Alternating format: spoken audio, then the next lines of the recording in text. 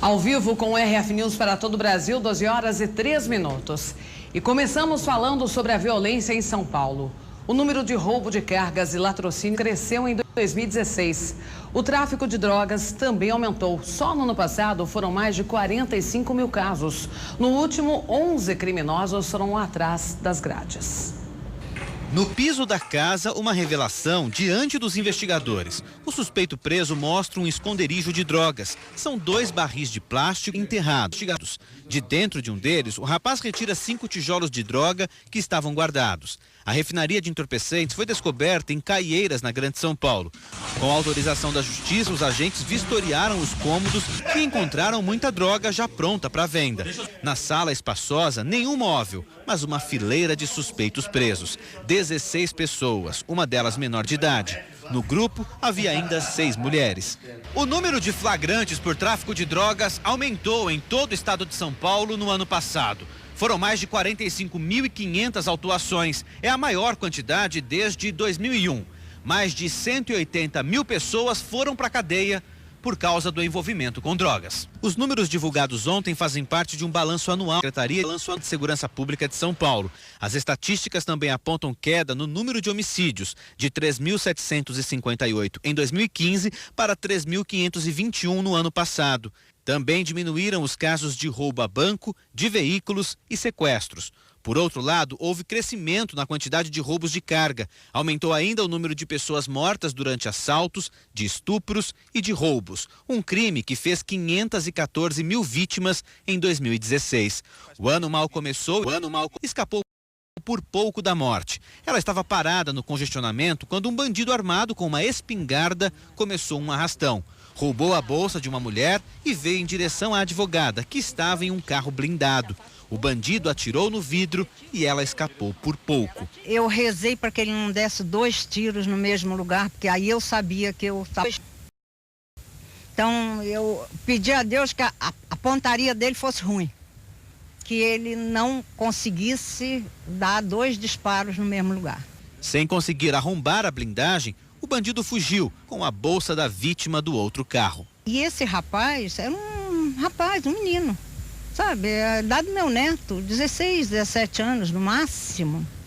Então, também ele está longe das garras da lei. Bom, e a Polícia Rodoviária Federal encontrou mais de 6 mil balas de fuzil escondidas num carro que seguia de Foz do Iguaçu para o Rio de Janeiro. As munições estavam dentro do painel do carro e a polícia descobriu porque o motorista ficou nervoso durante a abordagem. Ele foi preso e confessou que as balas de fuzil seriam entregues a criminosos no Rio de Janeiro. A crise no sistema penitenciário parece ter chegado ao estado de São Paulo. Em Bauru, a terça-feira foi tensa. Mais de 150 presos surgiram após uma rebelião. Comerciantes fecharam as portas. Os detentos recapturados iam sendo colocados em caminhões. Um helicóptero ajudou nas buscas. Muitos estavam escondidos em um matagal próximo ao presídio. Os policiais soltaram bombas de efeito moral no meio do mato. A cidade se assustou. Comerciantes fecharam lojas. Agências bancárias, a Câmara Municipal e a Prefeitura de Bauru, cidade a mais de 300 quilômetros de São Paulo, suspenderam o dia de trabalho. Foi todo mundo apavorado. Para você ver, o calçadão tá vazio agora. Apesar da cidade parar, interfere no nosso, que nós dependemos do movimento da cidade, está interferindo, caiu bastante o movimento. No motim, 152 presos fugiram. Tudo teria começado porque um celular foi apreendido na unidade. Os detentos se rebelaram e incendiaram colchões dos pavilhões.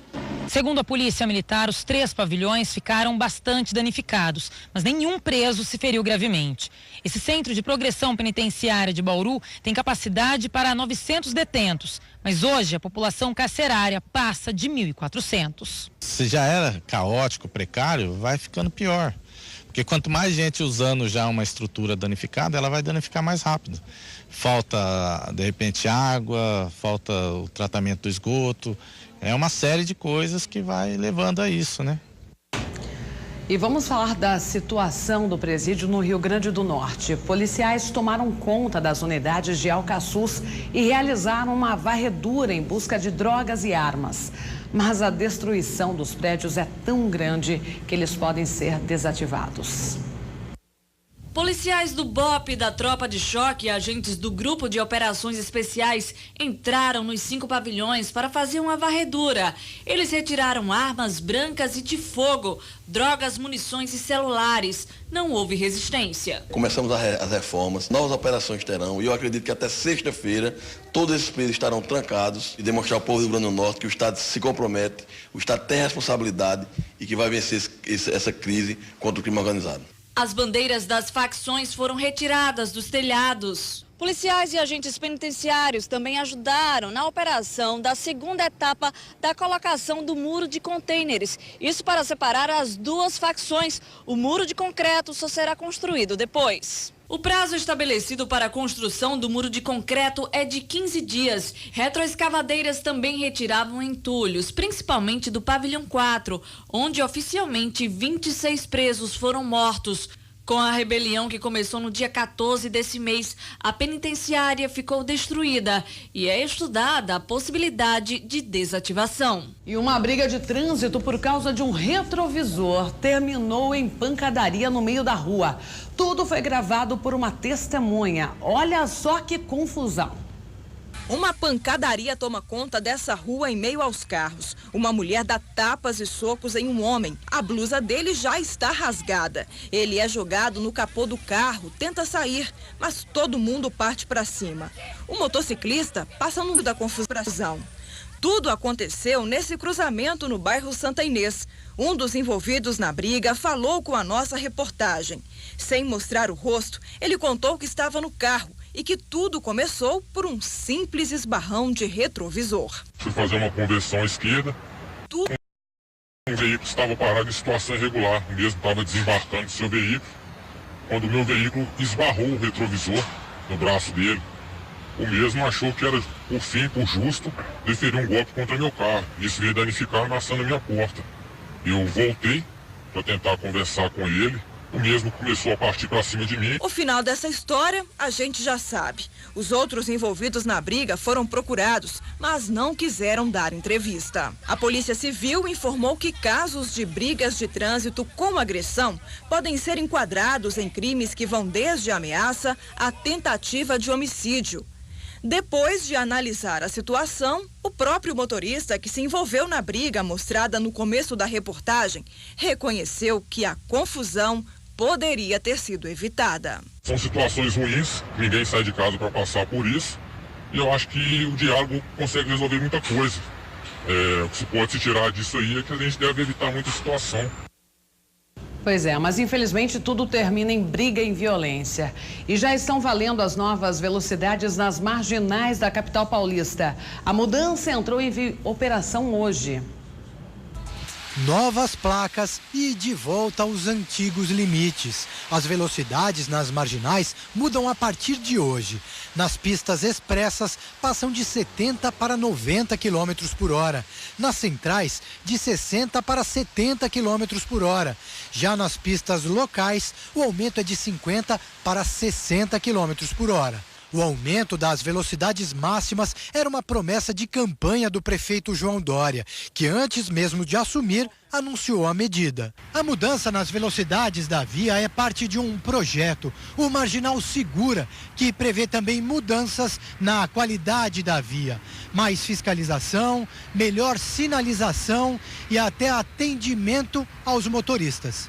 Mas no último dia 20, a Justiça concedeu uma liminar barrando a mudança de velocidade. Nela, o juiz Luiz Manuel Fonseca Pires aceitou os argumentos da Associação dos Ciclistas Urbanos de São Paulo em ação civil pública que alegou que entre 2014 e 2015 houve queda de 52% no número de mortes com a redução da velocidade nas marginais.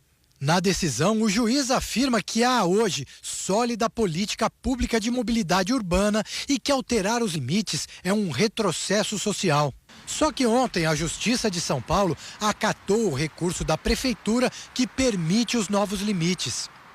E a ex-primeira-dama Marisa Letícia, de 66 anos, mulher do ex-presidente Lula, sofreu um acidente vascular cerebral, um AVC hemorrágico e permanece internada no Hospital Sírio-Libanês, no centro de São Paulo.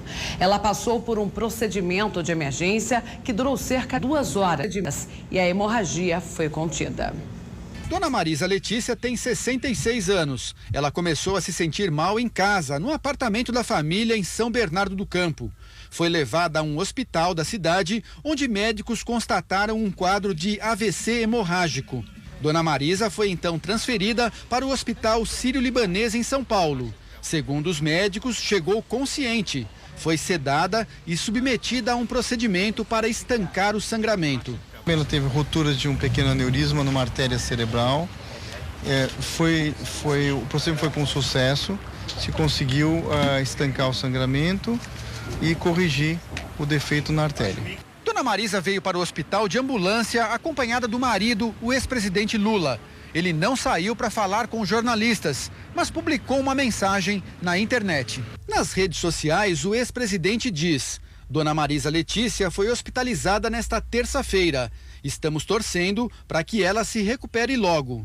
O acidente vascular cerebral hemorrágico, também chamado pelos médicos pela sigla AVCH, ocorre quando um vaso, artéria ou veia se rompe dentro do cérebro, causando sangramento e inchaço. É considerada uma das mais graves emergências da neurologia. Dependendo do tipo de localização, o paciente muitas vezes pode ficar com um lado paralisado, a boca torta, uma dificuldade para falar, uma dificuldade para compreender, uma dificuldade visual, uma incoordenação dos movimentos. E às vezes, dependendo do local do AVC, isso aí pode gerar também um rebaixamento do nível de consciência, podendo até levar o paciente a coma. Segundo os médicos, o procedimento feito no hospital foi em caráter de urgência, para evitar sequelas neurológicas. Bom, e as mudanças nas regras para o uso do passe escolar em Limeira, interior de São Paulo, que viraram polêmica entre os estudantes, vão voltar a ser como eram antes. Isso aconteceu após um decreto do atual prefeito Mário Botion. Graziela Félix tem os detalhes. Boa tarde, Marielle. Pois é, agora tudo volta ao normal. Os estudantes aqui de Limeira vão poder utilizar o passe sem nenhuma restrição. Para a gente entender um pouquinho o caso, olha, o uso do cartão que dá desconto na passagem dos ônibus aqui em Limeira estava restrito ao itinerário casa-escola, escola-casa, de um decreto assinado no dia 23 de dezembro pelo ex-prefeito Paulo Radiche. Depois de várias reclamações, o atual prefeito de Limeira enviou o caso para ser analisado pela Comissão do Transporte Público, que decidiu então pela revogação do decreto. Portanto, tudo volta ao normal. E quem está gostando dessa medida são os estudantes. Veja só. Agora é melhor pra gente, porque a gente usa a carteirinha mais barato. Eu acho que melhorou, né, pra gente, porque algumas pessoas, eu praticamente não uso muito, mas algumas pessoas que usam diariamente estava prejudicando. Aí agora que ele voltou atrás, tá bem melhor. Eu acho bom, né, porque a gente pode usar para vir para natação, para escola, quando precisar vir no médico.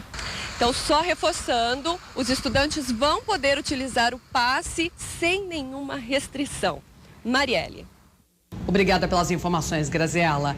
Bom, você quer sugerir uma pauta para a produção do RF News? Enviar uma reclamação, um flagra interessante que fez aí pelas ruas da sua cidade? Anota agora o nosso WhatsApp, 19 97414 8550. Vou repetir, 19 97414 8550. Você pode também mandar a sua foto enquanto assiste aqui o telejornal. Na sexta-feira tem o quadro Você no RF News. Estou esperando a sua participação. E falando em participação, vamos ver uma participação do telespectador Johnny Moraes. Ele nos mandou um vídeo que mostra como um motel ficou após a explosão de uma caldeira em Vitória da Conquista, na Bahia.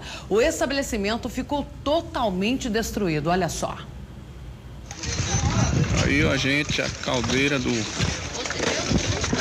motel que explodiu aí.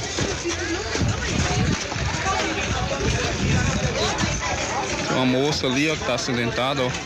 Ó o estado. O corpo de bombeiro chegou agora.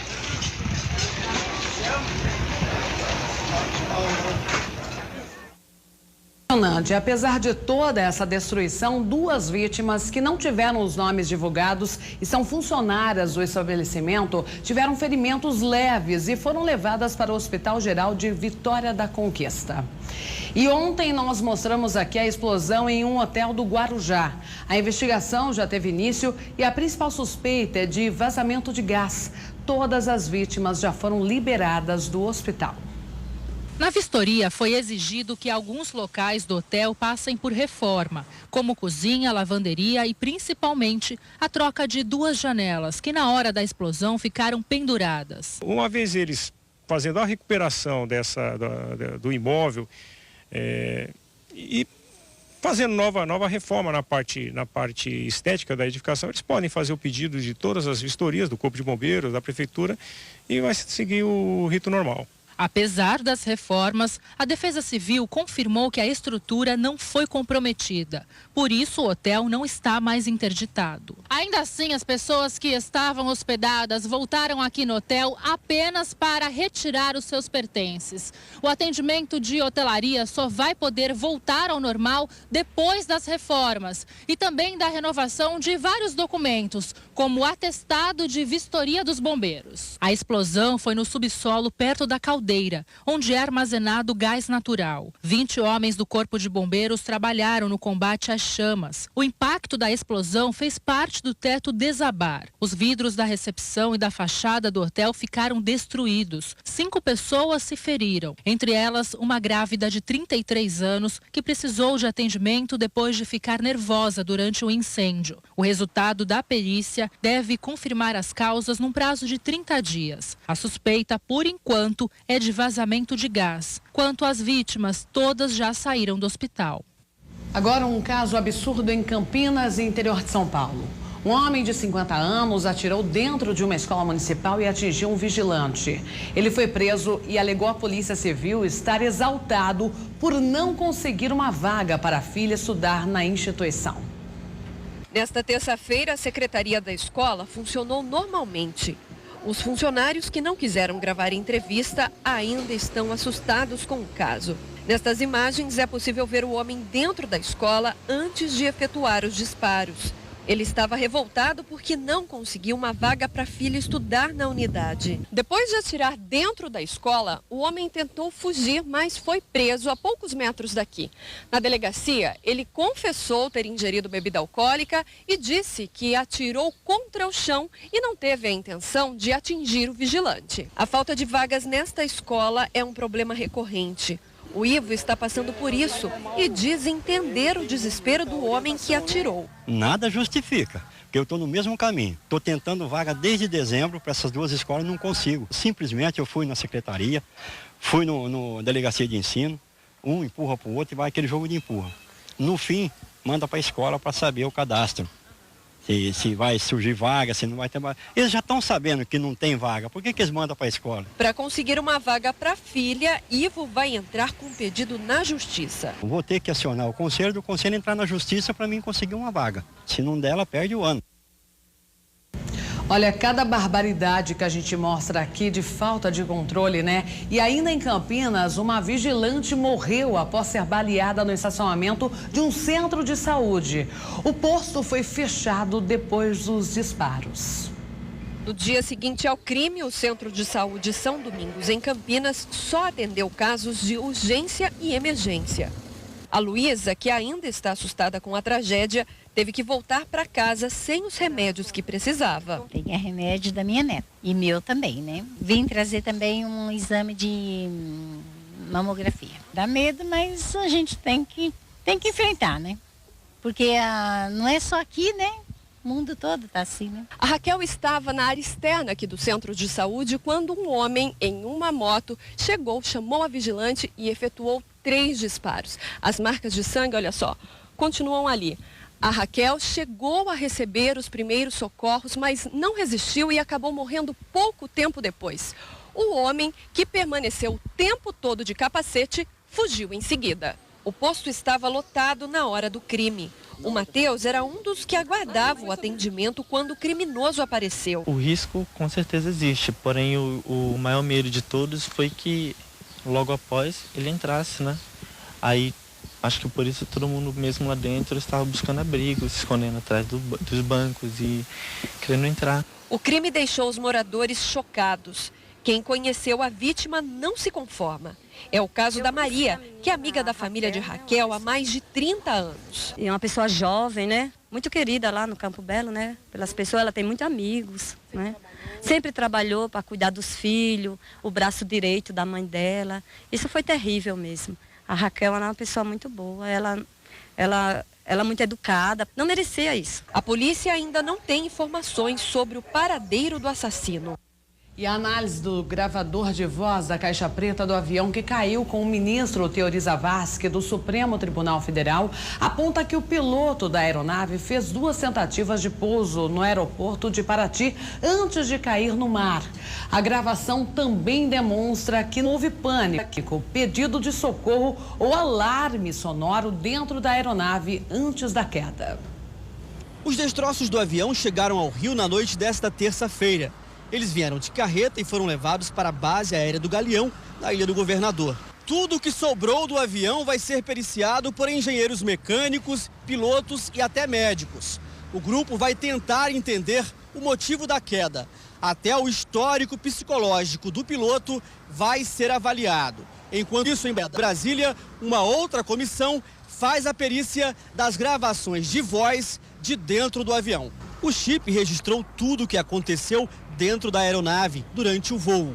O gravador capta o áudio entre o piloto, a cabine e até com outros aviões. Os técnicos se surpreenderam com o bom estado do equipamento, que poderá ajudar e muito na investigação.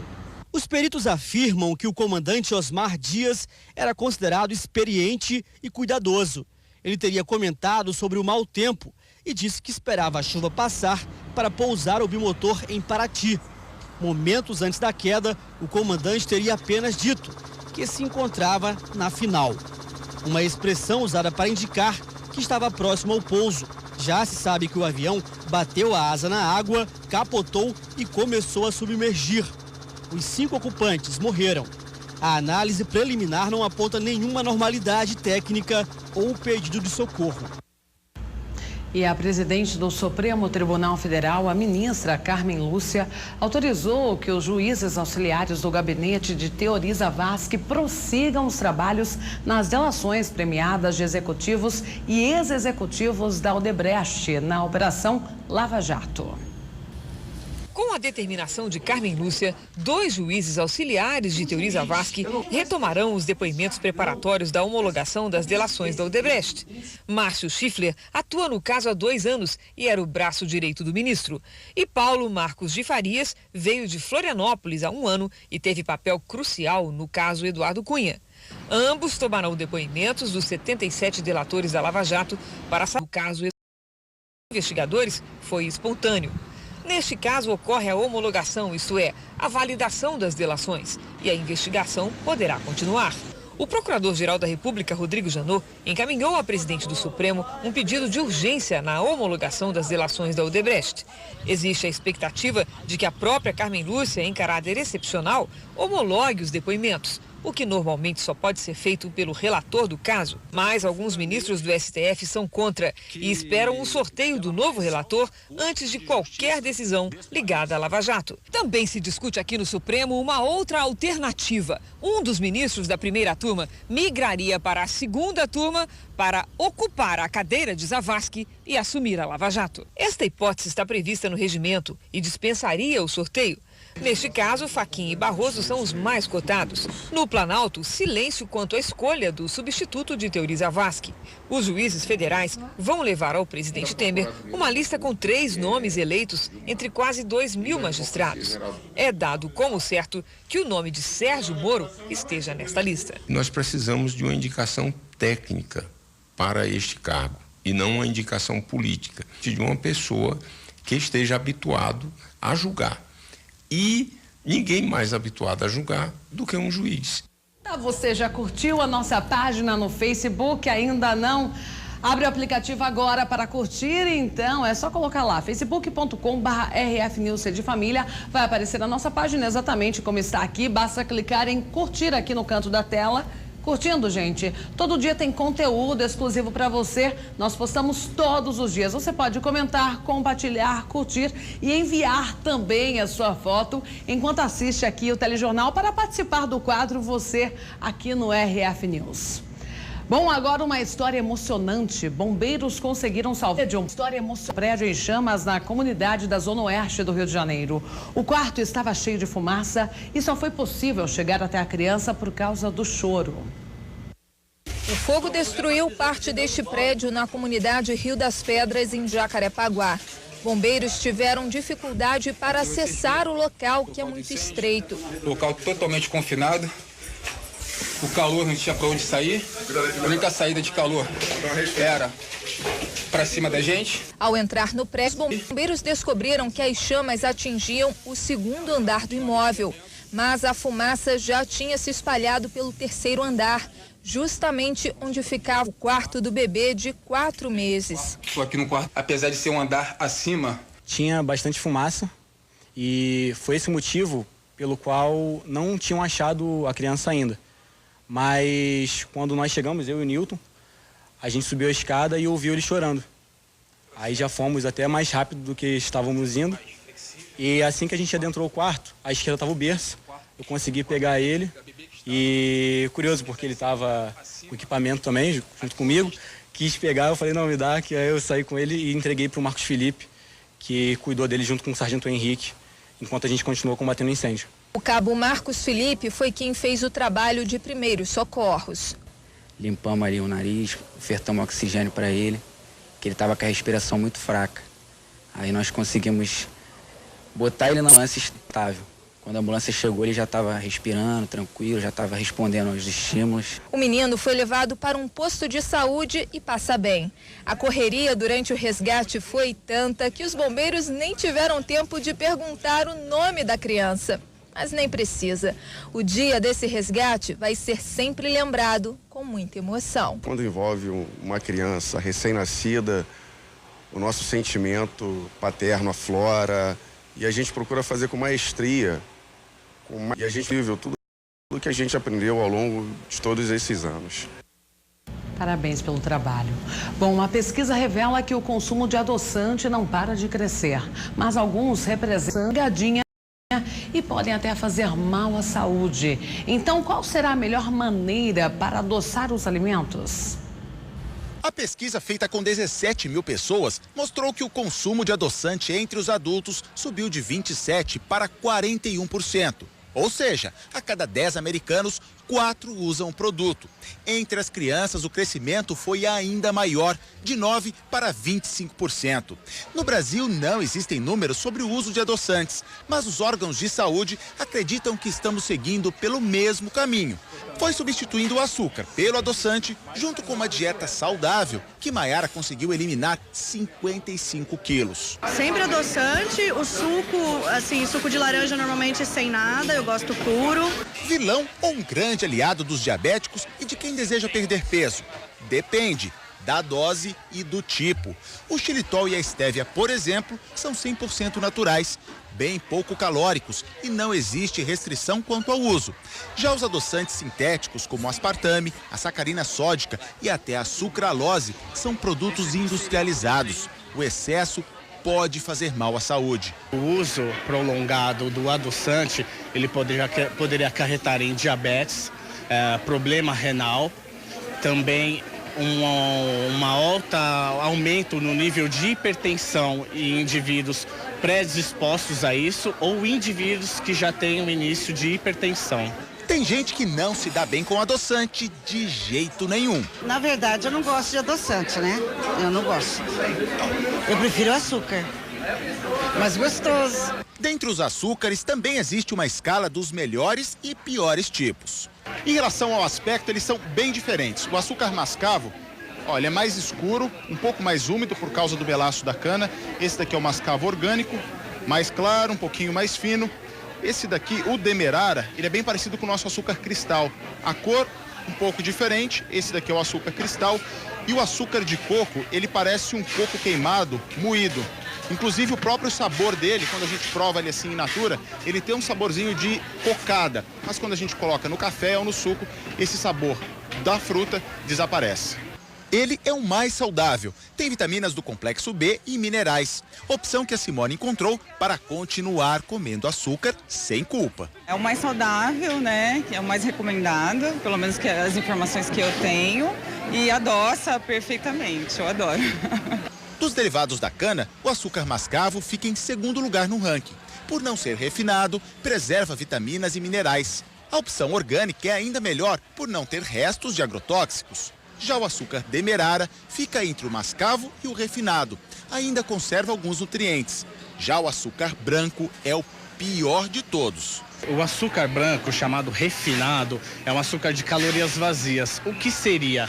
Seria um açúcar de alto índice glicêmico, onde determinados tipos de indivíduos não poderiam consumir, no caso os diabéticos, e além do que, não ter nenhum tipo de nutriente. Como todo alimento, o excesso neste caso também é um problema. A Organização Mundial da Saúde recomenda o consumo de até 50 gramas de açúcar por dia. Seriam 10 sachês como estes, com 5 gramas cada um. Mas os brasileiros consomem, em média, 16 sachês por dia. Quase o dobro. E tudo em excesso faz mal, né? E o RF News fica por aqui. Até amanhã, se Deus quiser, com uma nova edição do RF News.